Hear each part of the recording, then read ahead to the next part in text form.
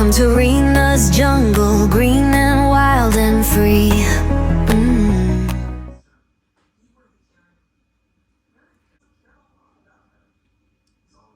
Hi, welcome back to Rena's jungle. Today is a perfect autumn day, mid-October, so we are going to do my October favorites. We have 5 favorites today, from Begonia to Hoya to Scindapsus. I've really tried to narrow it down to the 5 because honestly I could have did more than 5. I don't know, to my surprise, like things are really flourishing in here right now. You know, I mean, since summer it took off, you know, in this whole room, everything's really taken off. So, I mean, we have a heater in here, greenhouse heater. The temperature, you know, stays at like 80, humidity, 80, 75, 80. I mean, everything's covered in grow lights. So, I think everyone's going to be okay. I'm actually really happy with the way everyone is right now. But again, every month I like to do my favorites. So again, we're going to do 5. So yeah, without further ado, let's just get into it. So for the first favorite of the month, I cannot move her, as you can see why. Number 1 on my favorites for October is my Monstera deliciosa. Regular, non-variegated, just your good old classic deliciosa. Okay. I don't even think the camera will do this justice, but we're going to try it. So let's just talk about why she's my favorite.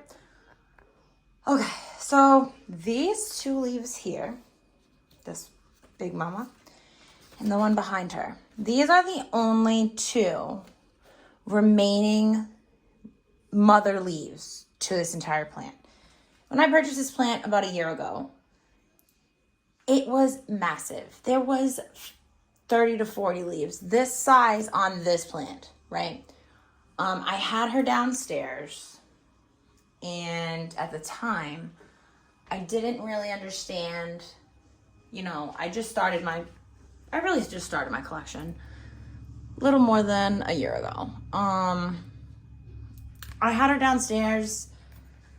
She wasn't liking it. We have people in the house that smoke, put it that way. Downstairs is a very permanent spot to smoke. So, you know, she started losing her leaves. I did a chop back.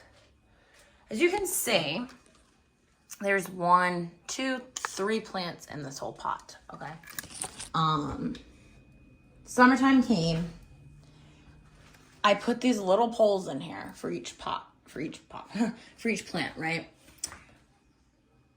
Soon after, she was pushing out these cute little leaves.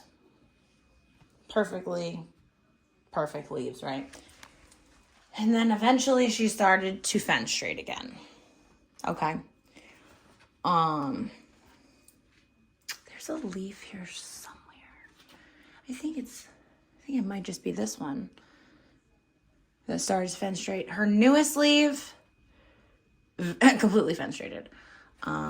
She put out this one before the new leaf unfurling. She actually has another plant back here as well. This is a whole nother plant in this pot.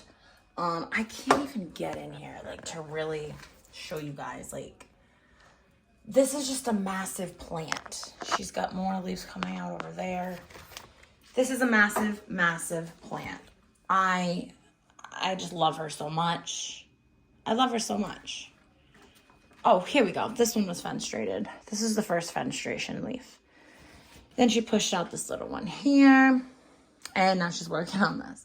So I'm happy. I'm going to have to put more poles in the pot, but I'm proud of her. I'm really proud of her. I'm proud these leaves I'm just going to keep. Say they all connect to the bases here, but you know, she's just a staple for me. Complete staple. And she's just got all these little offshoots coming out. Just a lot. I'm just really happy with her. So coming in first on my October favorites will be my Monstera deliciosa. All right, let's do her. Next on the list is my Begonia Autumn Ember Hybrid. Okay, so backstory to her. This is actually a cutting. This is not the original mother plant. I purchased from Logi's Houseplants. I broke a pretty big rhizome off of the mother plant, stuck her into some sphagnum moss, and now she is thriving. I absolutely love this plant.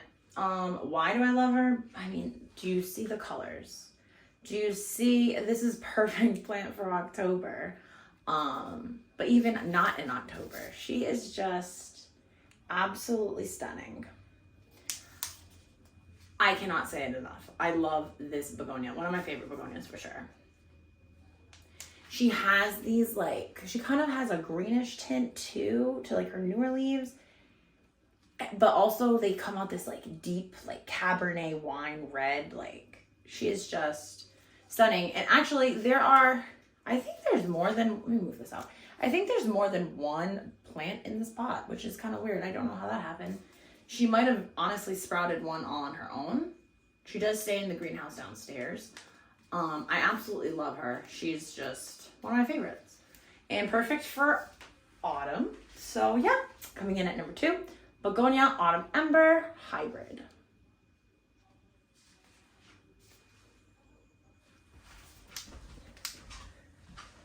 And I just wanted to show you guys like on a white background, the actual beauty of this begonia. The different color layers in this begonia. She is honestly stunning. Even like the edges of the leaves too have that yellowish, just deep golden yellow tint. She's got the greens, she's got the red. She's just stunning. Had to just show you guys like on a blank plain background, but yeah, Begonia Autumn Ember Hybrid.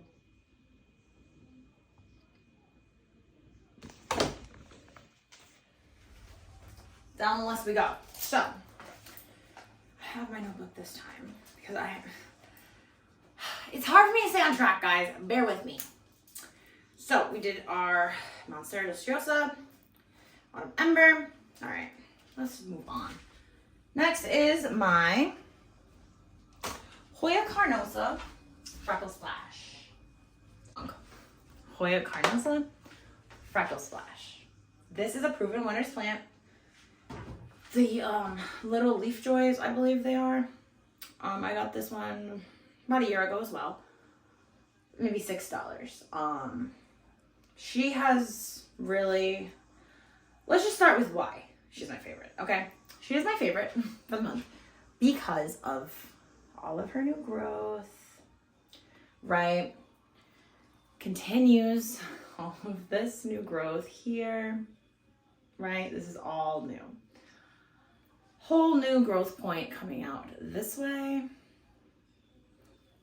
Hoping she will bloom, but Hoyas don't like me. I don't really like them either. I'm not gonna lie. I'm very, very particular about the Hoyas in my collection.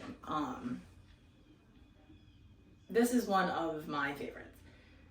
I love as far as the hardiness of this Hoya, the thick, really thick leaf shape. The thickness of the leaves, the roundness is the leaf shape that I really love. This kind of oval. Not too much of a silver splash. I do have another one that has more of a splashiness to it with narrow leaves. I believe I don't even know. I think it's another type of carnosa, but I could be wrong because, again, there's so many Hoyas and I'm not really, honestly, a big fan of Hoya at all. Very few Hoya. I maybe have 1, 2, 3, maybe 5 or 6, maybe. And that's like pushing it in my collection. They just don't grow for me. They're very particular. It's just, like with anthuriums, another rabbit hole that I just not a genius. Not a genius for me. So, again, Hoya carnosa freckle splash. Love her so much. I'm hoping that this right here will be a peduncle. Hoping maybe this will come out as a peduncle. I doubt it. I know they take a while to bloom. I'm really happy with her. She does sit on top of this IKEA greenhouse cabinet on the table here. There's a grow light under the shelf, so she does get ample light. And yeah, she just puts out the sweetest little leaves. And they are splashy because of that high light. So, you know, and then they'll mature into this larger size. So yeah, this is the Hoya carnosa freckle splash, coming in, I think, at number 3. Okay, so coming in at number 4 is my Scindapsus variegated rubicon. So I am honestly on a Scindapsus kick right now. I'm on a full Scindapsus, like, just obsession. Love the genus. I have quite a few Scindapsus. This one is probably one of, if not my favorites. So let's talk about it. She came in this little pot. I think it's maybe like 2 inches. I don't even think it's that big. She is just got that yellow, creamy, marbly variegation. Scindapsus are very easy to grow plants. Once you put them up on a trellis or some sort of trailing situation, they just kind of take off. This one I'm gonna have to repot pretty soon, sooner than later, honestly. She's just growing out in the front, on the sides, just all over the place. I love this Scindapsus. Clearly you can see why she's my favorite for the month, because just look at her, she's just taken off. And again, just that the Aurea variegation for me is a big favorite. Any plant that's got the yellow variegation, I just love. I want to see if I can. Yeah, like, she's just.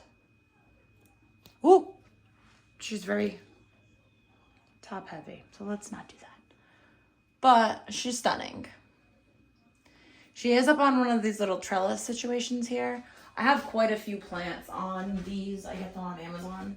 And then you can just kind of click in on the top here, another trellis. But I don't have any left right now, so I am going to have to order some more of those. But yeah, she is just absolutely stunning. You know, water when completely dry, higher light for better variegation. But honestly, Scindapsus are super simple. I have a little one over here that kind of just does her thing.